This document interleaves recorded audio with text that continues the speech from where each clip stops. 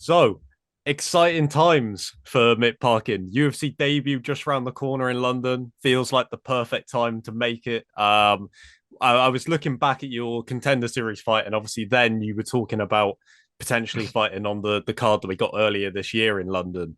Um, First of all, I guess before I get to the first proper question, how come the debut didn't happen then? It kind of went a bit quiet, I think. So I don't know whether it was an issue on your part or just the card was already filling up.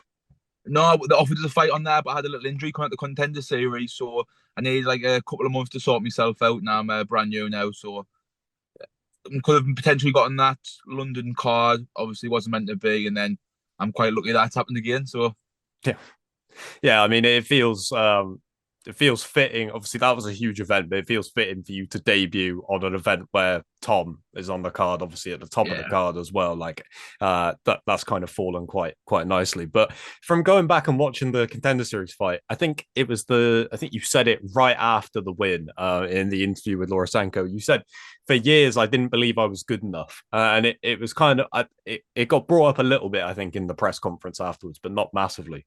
But I wanted to dive deeper into that. Like, what was that process like then? Getting the UFC call for the contender series, like by that point in time, were you confident that you were ready for that jump? yeah. So when I first turned pro, I felt like I was just fighting. I got a lot of journeymen, and then people who were decent would pull out, or it would be hard to get matched with them. I know heavyweight, you don't have to have that many fights to get on a big show. So I feel like a lot of them take maybe not an easier route, but like a safer one, if that makes sense. Where I was just wanting to fight all the time. So I hadn't been tested. I knew I hadn't been. And that's what people were saying. That I knew myself. But then the people I trained with, especially over the last 4 or 5 years, and know I'm good. So I was just waiting for the right opponent to show that. And obviously, Eduardo, I knew was my hardest opponent. And I think I beat him quite easily. And I was a bit shaky at the front, but I knew he would start crazy. And then got to show a few of my skill sets in a short amount of time. And I felt like, oh, by the time I got the call up, I felt I was ready for like the bigger shows. Just need that little breakthrough. So it was perfect, really.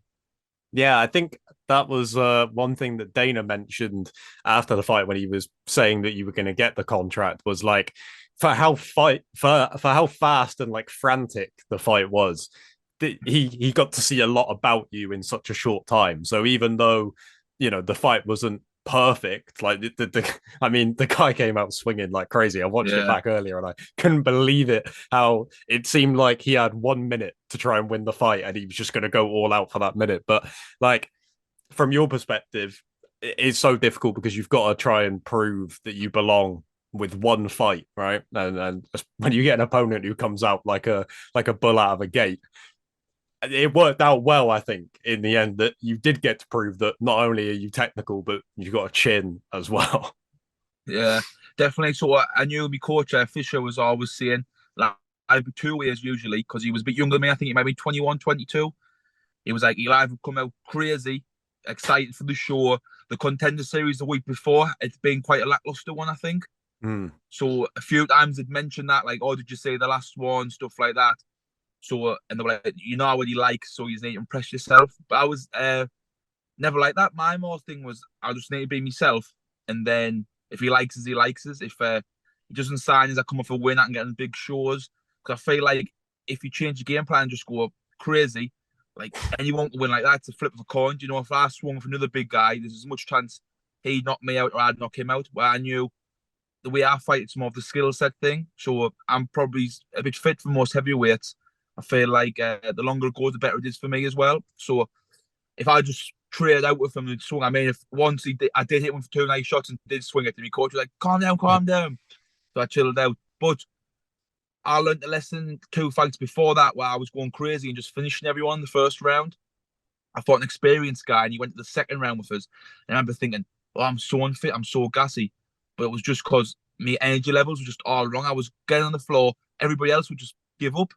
Well, Mm. I thought a lad, actually Pollard, who was like 7-7, he was experienced. He would like bump his hips, move. Then I was like, this hasn't happened before. So it was like a bit of experience for me where I feel like Eduardo Neves was a great guy. I feel like he was just finishing everybody in the first round as well. So he had probably the problem I had where I thought it's working. Why change it? Well, I'd won a fight. Honestly, after I felt terrible because I was like, that was a terrible feeling. like of how tired I was, but it wasn't that I'm not fit. I'm fit. It's just anybody, if you get on top of somebody and say finish them and you don't, you're like, oh.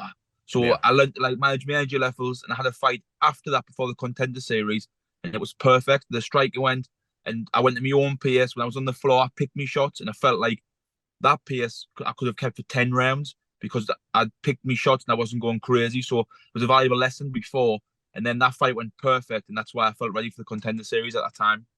Yeah, you mentioned it briefly then about how like it's difficult to find the fights, especially for like UK, Europe. Like everyone seems to have that issue for the larger weight classes, but also finding the sparring partners.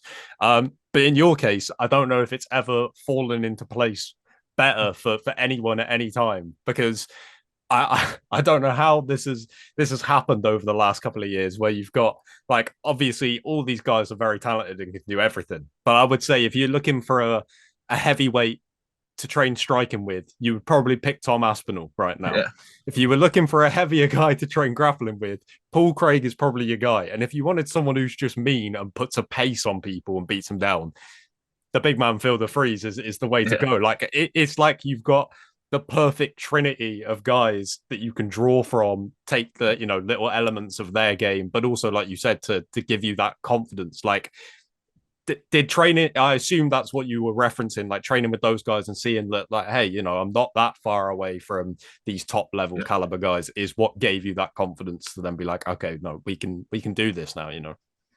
Yeah, definitely. So originally I went to TFT. I think I've been there what out of the day about 4.5, 5 years now.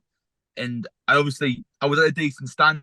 I thought it was great. I'd seen Phil fight, and I had Yeah. the silly idea that all of his opponents do, that he's just a wrestler and just defend a few takedowns. That would be easy. And then he took us down and kept us down for 5 minutes. And I was like, this is the worst experience of my life. I was getting absolutely crushed off him. And then over time, I had to like think, oh, I'm not as good as I thought I was.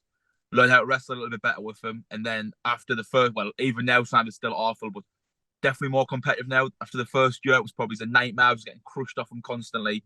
But that's how you get better. You don't want to be the best in the room. So with Phil, I've got somebody who's so experienced, and he's brought us on loads. Like obviously he's mega experienced. The last 15 years, I think he's been like the top heavyweight, and he's brought on my like grappling like for a million times now. I feel like I've started pinching stuff from his game, and I'm starting to dominate people on the floor because I'm training with Phil. So he's like my main training partner, like day in day out. He's always there. Uh, he's brought me to such a high standard, and then obviously you need bigger guys. There was a few big guys there originally. Now we've got about 3 or 4. We've got Paul Elliott from ONE FC who trains with us now, and my friend Bolo I went through since I was 15. I've trained for me. He's like a big athletic guy. So we've got about 3. There's a guy Caesar who's amateur. We train with him. So there's a few big guys at the gym, and then to base round. Obviously in camp we need different rounds, different bodies, and obviously with Tom down here at Wigan, he's got about sometimes the match 78 heavyweight who are fighting at a high level, professional, and all who are just huge. Like some of the guys are huge. They've got like a big, strong guy there, Big Ben, who's like 150 kilo, who's Is, just huge. is that the guy I see in all the photos that I'm like, that guy makes Tom Aspinall look small? And Yeah, so I've seen Tom Aspinall in person. I was like, Jesus Christ, that guy is bigger than I thought he was. Like, I've been down there and people have said, "Oh, I look like a middleweight next to him." Like there's yeah, one guy who's 6'9". There's another like big Lithuanian guy there who was like shredded for a heavyweight. It's like 110 kilo. And obviously there's Big Ben who's just absolutely the strongest guy ever. So there's no easy round. So we'll come down here once a week, stop over a night and do like 2 or 3 sessions with them. Basically because it's just hard rounds and I can jump with somebody other than Phil. So we get mixed up as well. Obviously Tom's like a great grappler as well. So we've jumped down here for maybe MMA rounds. We're easing off them now, so it's more grappling and wrestling rounds. Come down to MMA rounds, spar with Tom, spar for the big guys, then travel back up to Fishers, up TFT, and probably drill more stuff up there and like more technical stuff. And then I still have hard spars with Phil. Uh, so I feel like it's perfect. Like you said, I've come here for Tom. He's like the striking's amazing. His grappling's like massively underrated as well. And I've got Big Phil, who's wrestling's like probably one of the best in the world. I haven't trained with Paul much this camp.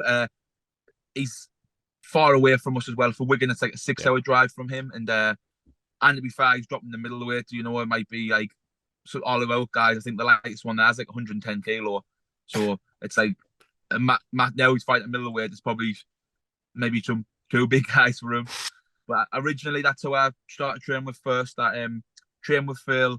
Then Paul Craig would come down spar with me and Phil. And that's how I started going up to Scotland, training with Paul. And then in my friend moved to gym down in Liverpool and he's trained at Cowbond originally. So I went down and spar with Tom, and that was like me foot in the door with Tom. I would come down and help him for training. When I needed training, I would jump down. And then his dad's obviously got this organised at Wigan because Tom needed big guys. Sometimes there wasn't big guys for him there. So I'm quite lucky to have Phil. So now Tom's got like 2 or 3 who are in day in, day out. And there's people who travel around for him because obviously he's that good. People want to train with him now. So he's laughing with heavyweights now. So I feel like it's perfect for me. I couldn't, like you says, I don't believe able to get better training anywhere in the world at the minute. Yeah, it feels like the timing as well because like I remember speaking to Tom ages ago and he was having such trouble. Like I mean, finding fights alone, but finding quality sparring partners as well. But kind of I think between him and Phil and Paul as well, with their profiles now in the sport are higher than they've ever been, and so like you said, it isn't just there's more guys in the UK. There's guys coming over that want to train with those kind Yeah. of guys. You know, the level is just right up there now. But of course, as I mentioned, the timing for you to make your UFC debut on a card with Tom in the main event feels perfect. I know that you said you've been to the last couple events that he's headlined. But are those the only 2 UFC shows you've been to? Yeah, the first one was the Tom and Volkov one. Obviously, I think it's been in the UK once before, but it was ages ago. I think it's right, actually, Whaley at Newcastle. I think BJ Penn fought that back early days. But no, I've never been to one. Never had the opportunity. So when I first come to London, I thought, oh, I have to get there. Actually, Whaley Paul got us some tickets. Paul got me and my friends tickets to the first one. And it was amazing. Obviously, it was a sellout. It was absolutely like chock a block.